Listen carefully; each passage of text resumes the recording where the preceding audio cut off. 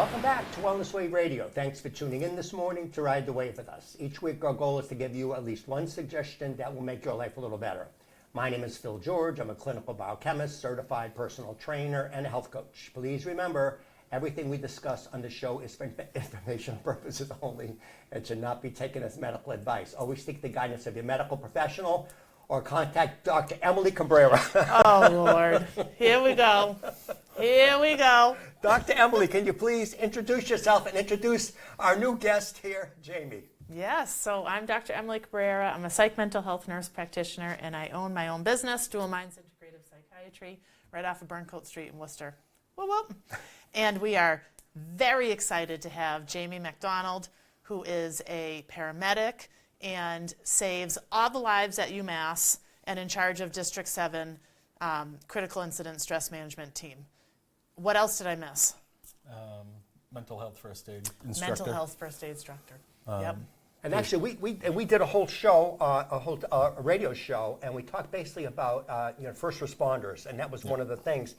And I think, Dr. Emily, with your new building, your new business, we're hoping to get a lot more first responders in there, because as you can imagine, and I think we went back and forth with this with the ADHD, and I think, Jamie, you said that probably all of the first responders got ADHD. Should be a prerequisite.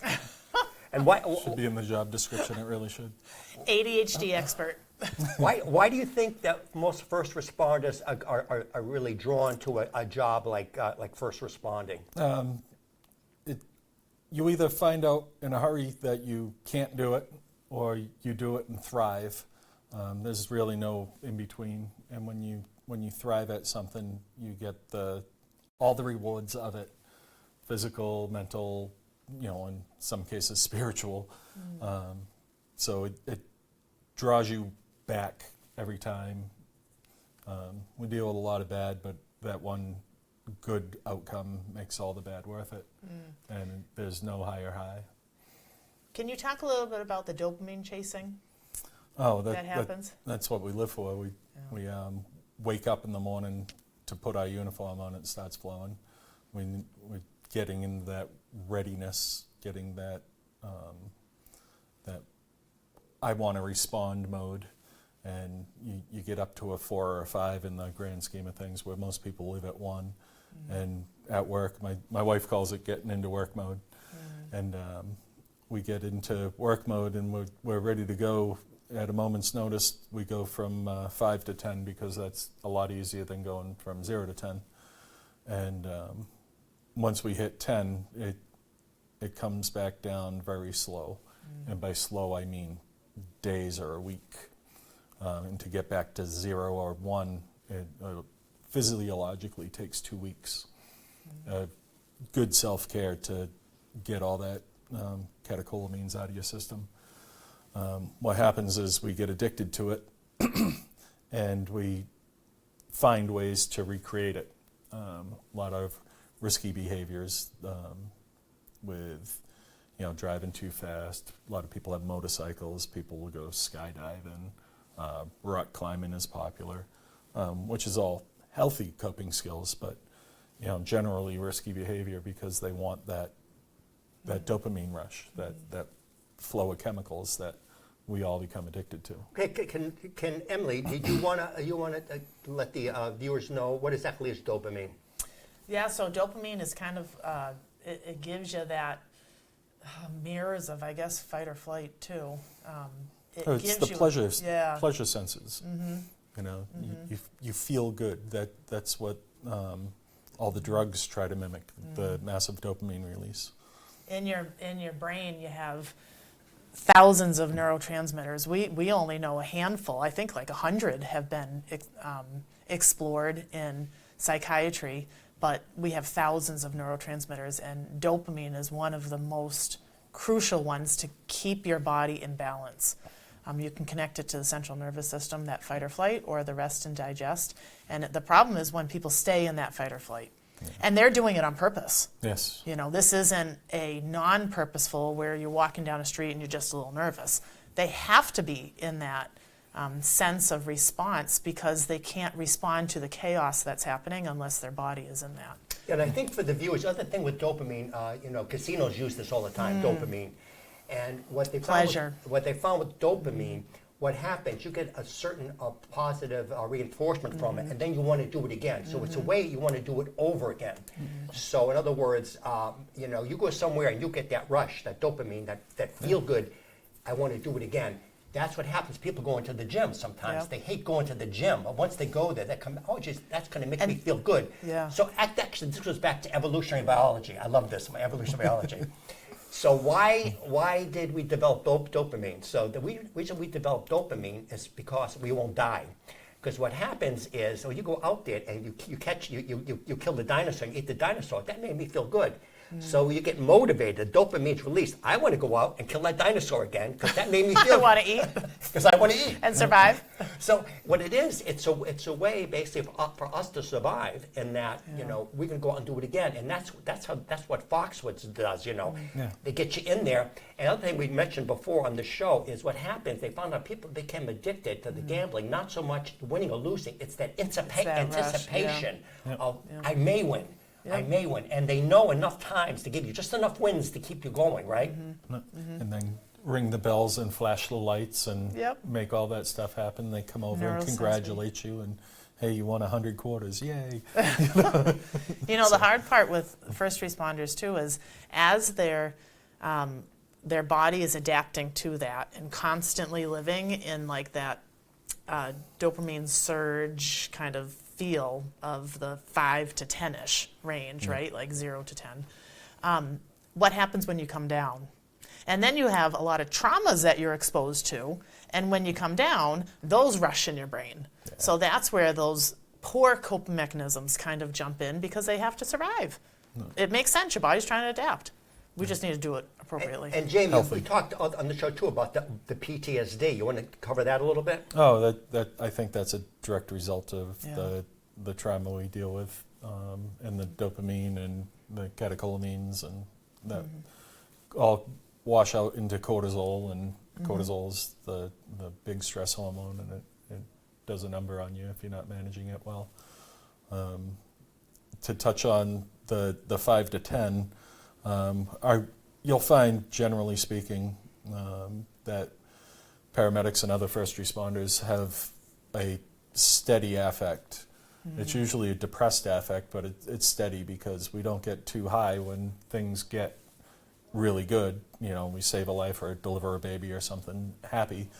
We get that rush from it, but it's not as high as it could be because the lows are really low, and we don't allow ourselves to get that low until it all comes piling down on you. And that's when they come see me. Well, which sometimes is good and bad. Yeah, good healthy coping would involve you right from the beginning, or a therapist that is understanding of the type of work we do. Cultural competency is essential for working with first responders.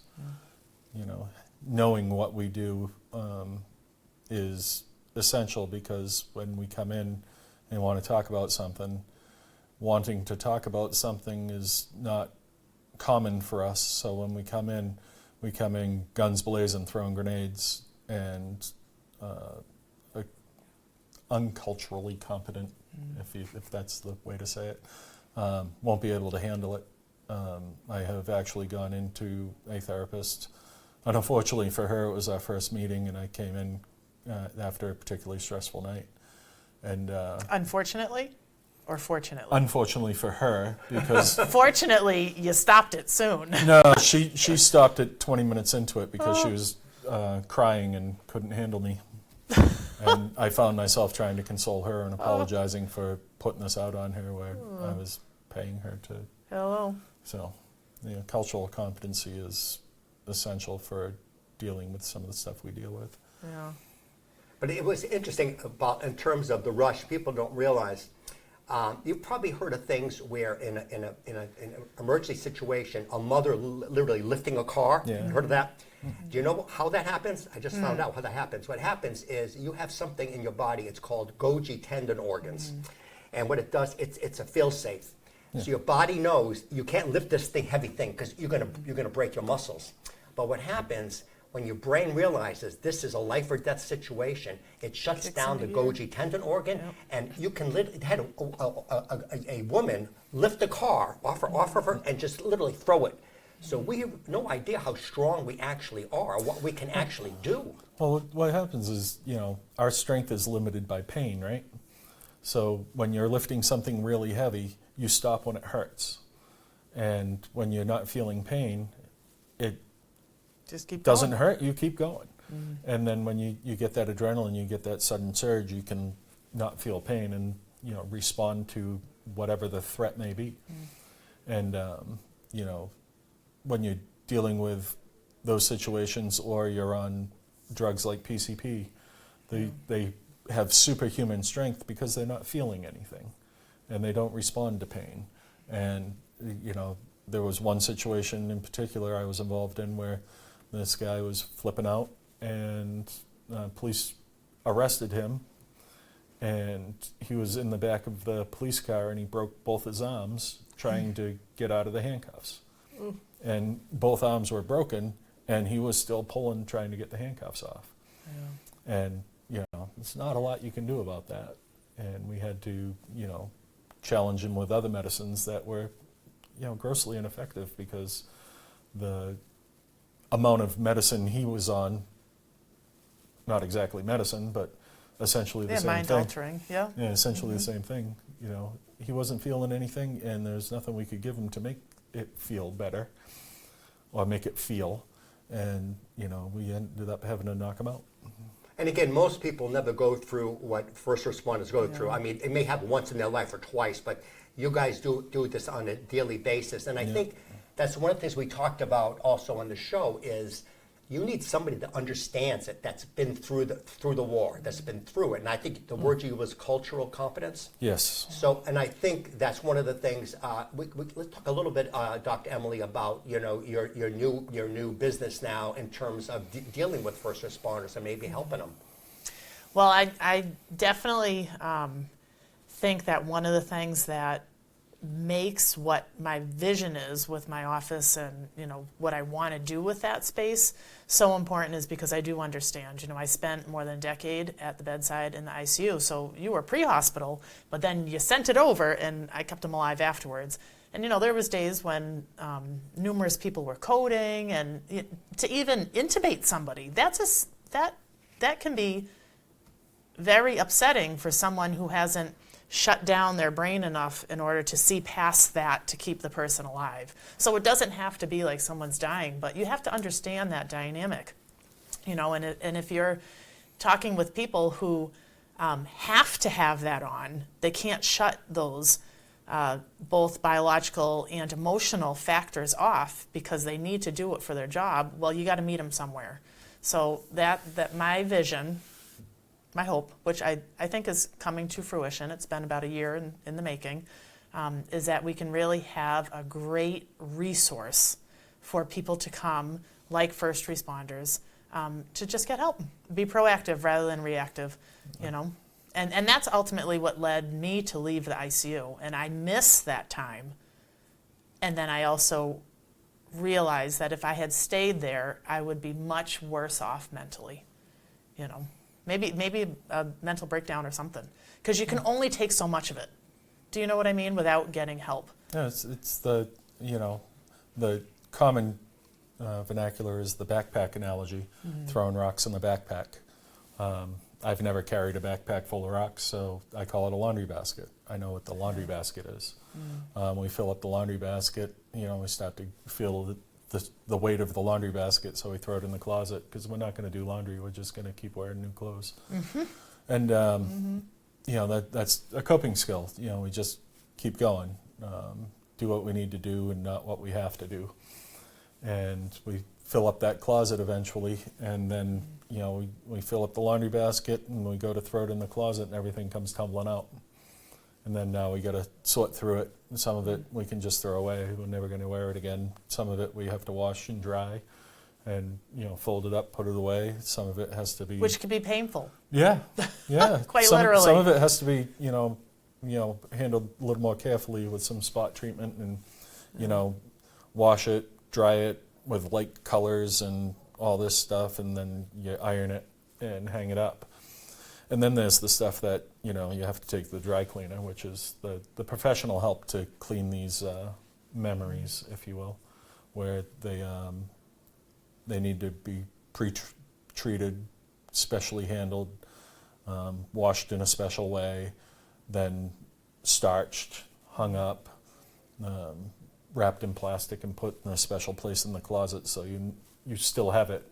You can't get rid of it because it's part of you. It's just not consuming you. And then you know exactly where it is so it never falls out on you.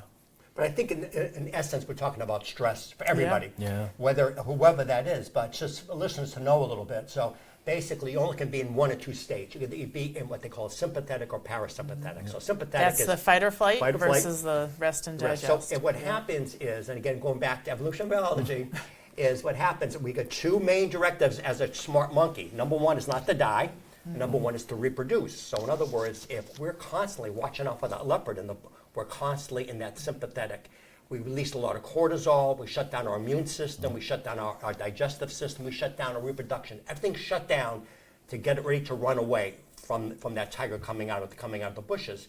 So we never have a chance for our body to regenerate itself. Well, it's not just emotional that winds up happening. We're talking specifically first responders, but I think you can add on veterans on top of that. It's same job, different uniform. Yep, and many of the other healthcare professions. We all kind of identify together because you have to have that hypervigilance of what you're talking about. The problem is, long-term mental load certainly has an effect on your body physiologically, but staying in that fight or flight, like you were talking about with the catecholamines and your steroid production, and it really messes with your body. So if you're going to a provider that only deals with, here's the med, I want you to take Prozac or Wellbutrin, whatever it is, that can be very powerful, but it's also, in essence, a Band-Aid. You have to tackle the mind and the body together. So, what happens long term? They have high blood pressure, they have a risk for having a stroke, they wind up having extra fat in places that they probably shouldn't because, it's unhealthy for them. The list can just go on and on. They could have mental load where now they wind up having forgetfulness, but it's from the trauma and the stress. So if we can weed through that, fabulous. But I think the difference is what you do, Dr. Emily, is you take a holistic approach. I know that's an overused word. You mentioned doctors, what happens, it's an easy fix. So you're stressed, we're going to give you a Valium. Yeah, we're the pill culture. You got high blood pressure, we're going to give you an antihypertensive. You've got this, we just piled the pill on one pill on top of the other one. Oh, you're having side effects from a pill? Here's another pill. And then you have a profession where if you're under certain substances, they won't allow you to work. Yeah. So or if you can't function. You can't, aside from just functioning like a normal person. But, you talk about police officers, if you're on certain mental health medications, which they're afraid that the provider is going to try to prescribe that, they just won't go because they need their job and they need their gun, right? Or the understanding that there's alternatives, right? So you might not need to be on a pill or the smallest dose or what works well for you. That's my goal. Or there's breathing other techniques. There's mental. There's all type of different techniques that you can do. That most allopathic Western doctors are not going to deal with because they get 10 minutes. It's diagnose and adios. Have you had a Western medicine doctor talk to you about box breathing? No, I discovered it online with one of the courses I was taking. And it was described as tactical breathing because it was developed by the military to calm snipers so they would shoot straighter, more consistently. Best thing ever. Yeah, it's literally shifting your body out of fight and flight into the feed and rest and digest. Rest and digest, right? So, the calm. Nobody even needs to know that you're doing it. No. But if your providers aren't even talking about simple stuff like this, or Diet, protein. Protein is the best thing for you when you're Diet and in. lifestyle changes? Yes. Give me a pill. That's so much easier. Oh gosh. Next thing you're going to tell me to do is exercise. Jeez. Right? But if you're gonna grab something that's quick, instead of the cherry icy at the 7-Eleven, grab a scoopful of peanut butter. You'll get much better, longer term effects to feed your brain than you will with the. Right, there's so many free non-pharmaceutical ways of doing it, but again, allopathic Western medicine that's not in their wheelhouse. They never learned it in medical school. No. They never learned it. They don't never have learned it time. anywhere. And Yeah. and God bless doctors. I mean, if you come in and you got to break your arm, acute care, we're the best in the world, huh? Yeah. Acute care, Yeah. chronic care, not so much. But, the expected life expectancy has gone, way up due to the fact that Western medicine is therapeutic great- in a lot of cases. Yep. But not health But expectancy. right. You can- We tend to be on a handful of pills treating high blood pressure, type 2 diabetes, asthma, or depression, anxiety, and all that stuff. We call it fibromyalgia. But That is like the term that they the give. level of stress that Yes. first responders are at consistently Yes, has a toll on you. it does. And they see numbers and they respond to numbers with pills. Yeah. And high blood pressure. Well, what's causing the high blood pressure? I don't know. It's just high, and you take this pill and it goes down. It's a medical term for that. It's called idiopathic. Because you're doing it to yourself. It's your job. Here it is. The cause is idiopathic. Oh, thank you very We much. don't know. Which means I don't know. We don't know. The doctor, I don't want to say I don't know. Right. I'm going to say it's idiopathic. Yeah. Oh, okay. Yeah. So Or- Emily, what's your problem? Oh, it's idiopathic. Oh, really? Or go get another job. Right. Oh, well, Yeah. this is what I do. Yeah, no, What are you talking There about? is no substitute. No. And there's only certain, I think they say 2 to 3% of the world can do what I do. So then there's a lot of people who do what you do but don't know how to do it? I firmly believe it's 1%. I'm sure. And, the 1% that can do this job and do it successfully and thrive in it are the ones that need to be doing it, Yeah. because you can't have any success in it if you can't find the way to do it. Right. It's like the Navy SEALs, right? So many go into that thing, and so few come out of it. It's the same thing. There's not many people that have the temperament that be able to do it, or the neurological patterns you're talking about. Maybe the deficient in dopamine or whatever it is, to be able to run at that speed. Well, that's where some of the integrative psychiatry, my business, my Practice. Thank you. I was trying to think of that word, right? Dual Minds Integrative Psychiatry, that's what it's founded on. So I wind up doing a lot of supplements, and it is some with diet. You can get diet. You can exchange, like, here's a supplement pill, and if you think you have a good enough diet regimen, well, then maybe you can make it up through your diet. But a lot of people just don't, and our food is malnourished to begin with. But the supplements that are chosen, specifically just talking about supplements, they are meant purposefully to create neurosynaptic repair. So while they make you feel good, and most people, like L-theanine, we've been talking about that. That's kind of like the supplement world of Xanax, right? The goal is to fix those neurosynapses in order to better utilize what neurotransmitter you produce yourself. So it's really purposeful, and people just don't know about it. So if we can keep you off of Ativan, which is a horrible drug to withdraw from, right? Like, you take a couple of Ativan and it feels great, but people start to abuse it pretty quickly. It's pretty easily addictive. And it's very, very addictive. And the whole thing now is that with Jordan Peterson they came I out know. with. That's Side all over, effects. that's all over the news right now, and he's Yeah. got awful. These things can cause all kinds of neurological problems. Oh, yeah. So anybody will tell you. We had Dr. Donna Bartlett that teaches pharmacology at Mass School of Pharmacy. She's been on this show. She's been on a couple of other shows.